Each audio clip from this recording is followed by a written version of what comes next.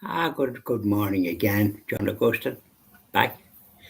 I mentioned conscience in my prayer time there just a while ago. And conscience. We all have a conscience. We're born.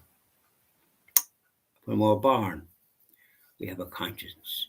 Even as we're developed in the womb with our beautiful mothers that brought us into the world, uh, we're developing something.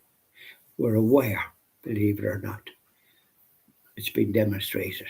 This is why the killing of the innocent is so abominable. So we're all blessed with a conscience. But as we go through life, especially as we enter into the working environment, we come under all sorts of pressures, don't we? And sometimes we don't listen to the conscience. We do things that we shouldn't be doing. But the conscience does, as Shakespeare said, make causables all. We don't just leave it to one side and concentrate on this on trying to make a great success of our career and whatever we're at. And I was reasonably successful, but companies closed and I had to go somewhere else and do the same thing and come up again. Like a heartbeat, up and down. And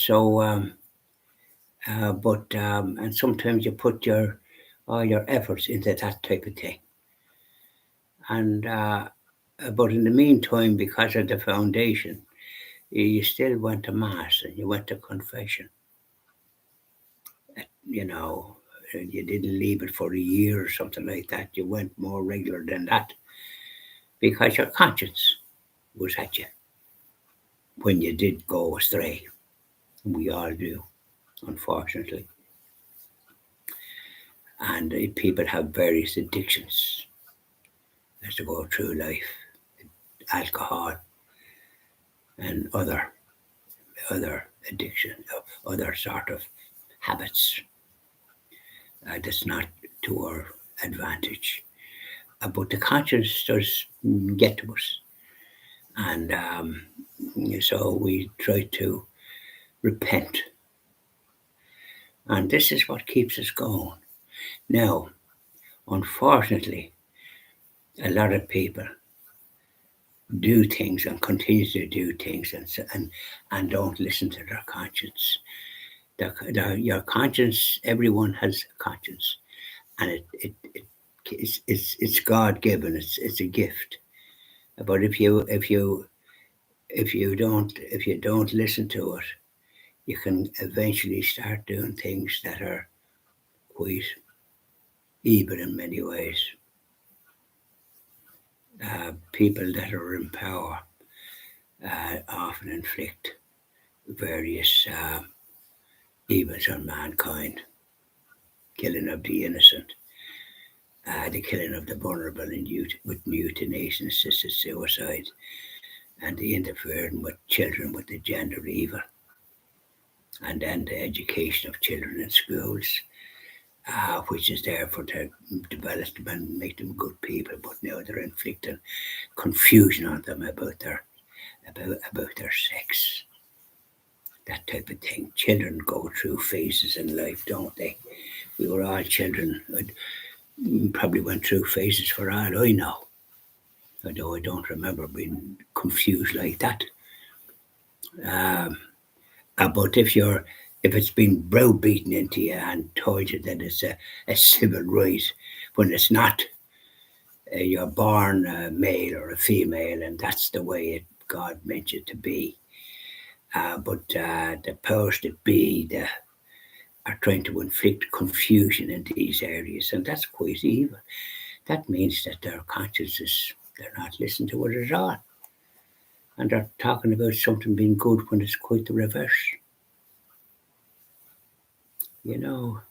So these are things that when you have the faith, that you know what's right and you know what's wrong. You want to, but if your conscience, if you continue to go against it, well then you're coming into the evil one, and very dangerous. And that appears to be the way it is with people now not practicing their Catholic faith. They kind of not listening to their conscience, and they've got families, maybe children, and and if they were Catholics originally, they seem to have gone astray, and their children might be baptized. You don't see them much again. They make their first Holy Communion, and they're taught in the schools. The schools are good because I've seen it myself in many places. Children making their first Holy Communion, little boys. I made it myself, and little girls, little angels with their little white, like little angels. That's all you can call them, and making their first Holy Communion. What a great day for them! What a great day for us all! I certainly remember mine. The photographs to show it. Yes, hooray! And then your confirmation. You're a soldier of Christ. Boys and girls. The word soldier sounds like as if you're taking up arms, but no, it's the Holy Spirit. It's the great gift of the Catholic faith. What a great gift it is. But when you turn your back on it and don't nourish your soul with your prayers, I spoke to people down the years, even when I was kind of working, but rather when I was working for myself, and for about 8 or 9 years, and they didn't want to know sometimes. Maybe when I'd be having a drink, when I'd be saying having a drink, it's just a drink or two. It's not sitting there all evening or anything like it. But that's what I found. So they'd gone astray, and funny enough, some of them wound up not too good. You can't just turn your back on things like that. You might think that you have made it in life, or that you're whatever it is, but it depends on the companions. And a lot of people use clerical sex abuse as the reason for not going. But when you meet your maker, it'll be you have to account for yourself, not anyone else, or use excuses. That won't do you any good. And if you're being a parent and in charge of children and have not nourished their faith with the morning and evening prayers and teaching the catechism and trying to give them a focus on life to save their immortal souls, that's your duty. But from the sound of it, a lot of people are not doing that. You go to Holy Mass, a great gift, and it's mostly older folk, and you don't see very many young. But the funny thing is, there's two places where people are going, families and all the rest of it, and that is to the Latin Rite Mass. That's I've seen that because I go to it, but I go to the ordinary Mass as well that in the parish, and so these are things that I noticed, because in the Latin Rite the priest faces the tabernacle. In what they call the Novus Order, this is kind of a Latin word for what the priest is doing now at Holy Mass. He has his back to the tabernacle. But the priest in the Latin Rite faces the tabernacle, and it's very reverent. And so there's families going to that. Yes, there is, and the church is very well piped. I go to one in Navan, and it's a lot more there. Families and young people, and even children, and the mother carrying a baby, and it's very reverent. And it lasts for about an hour and a half. And people are not bothered about time in that sense. It does you good. And then when you go up to Holy Communion, the altar rails are not there, but there's two kneelers.